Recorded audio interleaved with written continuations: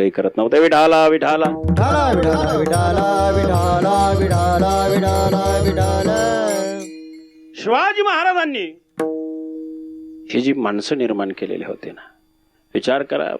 मोरहार बाजींचा हा जो देह आहे, जी काही तडफड त्या आत्म्याची व्यक्त केली मी, पण त्या तडफडीमध्ये जेव्हा भगवं वस्त्र अंगावर पडलं तेव्हा एक समाधान वाटलेलं होतं की मी मरतोय कशासाठी? भगव्यासाठी मरतोय, राष्ट्रासाठी मरतोय, हिंदवी स्वराज्यासाठी मरतोय. आणि शूराला या वीर गतीतच आनंद आहे. अभंगाचं दुसरं चरण. शूर मिरावे रणगानी, शूर मिरावे रणगानी, शूर मिरावे रणगानी, शूर मिरावे रणगानी, शूर मिरावे रणगानी, शूर मिरावे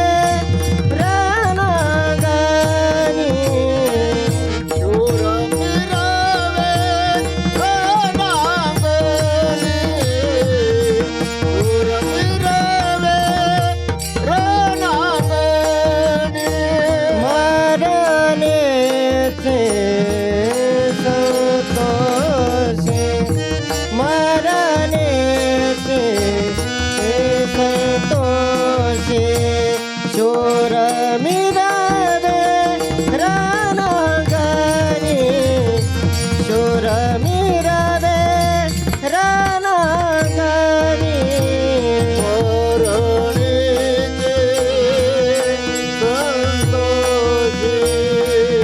मरणे संतोषे, शूर मिरावे रणगानी, शूर मिरावे रणगानी.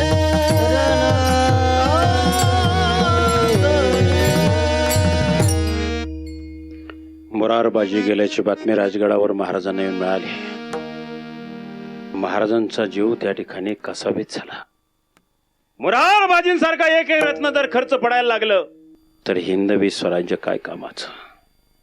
आणि महाराजांनी विचार केला की आता युद्ध थांबली पाहिजे. नाहीत अनेक वीर आमचे खर्च पडतील, पण युद्ध थांबणार कसं? इच्छा नव्हती मनामध्ये, पण इच्छा नसताना सुद्धा महाराजांनी निर्णय घेतला तह करायचा. आणि म्हणून महाराजांनी आपला एक सेवक मिर्झा राजाकडे पाठवला. युद्ध थांबवा, आम्ही तहाची बोलणी करायला तयार आहोत. मिर्झा राजा त्या ठिकाणी युद्ध थांबवायला तयार होता. जोपर्यंत तहाची बोलणी पुरी होत नाही तोपर्यंत आम्ही युद्ध थांबवायला तयार नाही. महाराजांनी पुन्हा आपला माणूस पाठवला. आम्ही तहाची बोलणी करायला तयार आहोत, पण कृपा करून युद्ध थांबवावं. काही ठिकाणची युद्ध त्या ठिकाणी मिर्झा राजांनी थांबवली, पण मोरारबाजी पुरंदरवर त्या ठिकाणी वीरगतीला प्राप्त झाला. तरी सुद्धा राहिलेले उरले सुरलेले मावळे त्या ठिकाणी युद्ध करतच होते. लक्षात ठेवा, ही जगातली पहिली लढाई आहे. सेनापती गेल्यानंतर सुद्धा माणसं लढत होती, हे लक्षात ठेवा. नाही ते एरवी सेनापती गेल्यानंतर पानिपताचं उदाहरण तुम्हाला माहिती आहे. विश्वासराव हत्तीच्या अंबारीत दिसले नाही म्हणून मराठ्यांचा पराभव झाला, नाही तर मराठी जिंकलेच होते. खऱ्या अर्थाने इथं सेनापती नाही आहे तरी सुद्धा मावळे लढतायत. महाराज म्हणले उरले सुरलेले मोरारबाजी वाचले पाहिजेत, माझे मावळे राहिले पाहिजेत. तेव्हा प्रत्यक्ष बोलणी अंतिम टप्प्यात आली. त्यावेळेला मग पुरंदरचं युद्ध थांबलं. तोपर्यंत फक्त 100 लोक राहिलेली होती. एक लक्षात ठेवा, जेव्हा एखादा सीमेवरचा जवान शहीद होतो ना, तेव्हा अख्ख्या गावावर, अख्ख्या तालुक्यावर, अख्ख्या राष्ट्रावर शोककळा पसरती की नाही? का? सीमेवर राष्ट्राचं रक्षण करताना त्याला वीरगती प्राप्त झाली, म्हणून ते वीराचं मरण आहे. आणि म्हणून खऱ्या अर्थाने त्या वीरगतीला एक वेगळी किंमत आहे. विठाला विठाला विठाला विठाला विठाला विठाला विठाला विठाला. महाराजांनी आता तहाची बोलणी करायची ठरवली. तहाची खूप सारी कलमं आहेत. तहाचा विस्तार करायला त्यासाठी शिवचरित्राची कथा असायला पाहिजे, तेव्हा तो विस्तार सांगता येतो. विस्तार सांगायला तासभर लागतो, कीर्तनात तेवढं सांगता येत नाही. तह झाला इतकं ठीक आहे. या तहामधली काही महत्वाची कलमं फक्त सांगतो. महाराजांनी 23 किल्ले आणि 4 लाख होणाचा प्रदेश मोगलांना देऊ केला. शिवाय स्वराज्याचे युवराज शंभूराजे यांना त्यांचं 5000 मनसबदार केलं. तहाच्या कलमानुसार संभाजीराजांना त्यांची 5000 मनसबदारी स्वीकारावी लागली. इथं एक घटना महत्वाची लक्षात ठेवा. त्यावेळेला ही घटना ज्या वेळेला घडली त्यावेळेला संभाजीराजांचं वय केवळ आणि केवळ फक्त 8 वर्षाचं आहे. तुका म्हणे येथे पाहिजे कोणाचंही काम नाही. 8 वर्षाचं पोरग शत्रूच्या छावणीत जात आहे. ज्या वयामध्ये हातामध्ये चेंडू निंगोऱ्या इटी दांडू खेळण्याचं वय आहे हो. अशा वयामध्ये जगातला पहिला युवराज आहे की ज्याच्या हातामध्ये वयाच्या 8व्या वर्षी समसर आली. त्या पहिल्या युवराजाचं नाव आहे धर्मवीर संभाजीराजे. खरं वास्तविक या सगळ्या प्रकरणामध्ये महाराजांचं कुटुंब असेल, महाराजांच्या मावळे असतील, सगळी मंडळी प्रत्येकाची महाराजांवर एवढी प्रचंड निष्ठा होती. अरे कापल्या जरी आमच्या नसा त्यातून उधळण होईल भगव्या रक्ताची. अरे कापल्या जरी आमच्या नसा त्यातून उधळण होईल भगव्या रक्ताची.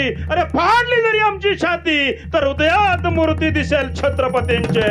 हृदयात मूर्ती दिसेल छत्रपती. ही निष्ठा प्रत्येक मावळ्याच्या अंतःकरणात होती. हा धडा प्रत्येक मावळ्याने कोणाकडून घेतला माहितीये का? बजरंगबली हनुमंताकडून.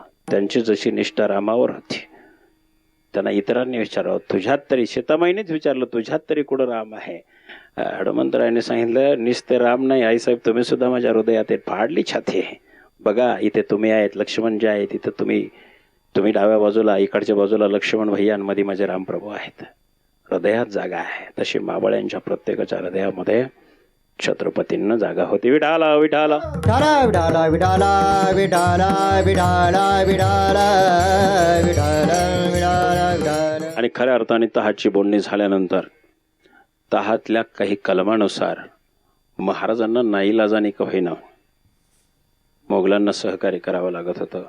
आणि एक दिवस मिर्झा राजांची आणि महाराजांची पुन्हा एकदा गुप्त खलबत झाली. आणि त्या खलबतामध्ये साहेबांची परवानगी न घेता मिर्झा राजाने दिलेल्या वचनानुसार महाराज आग्र्याला जायला तयार झाले. खरं वास्तविक महाराजांनी एकट्याने जायला पाहिजे होतं.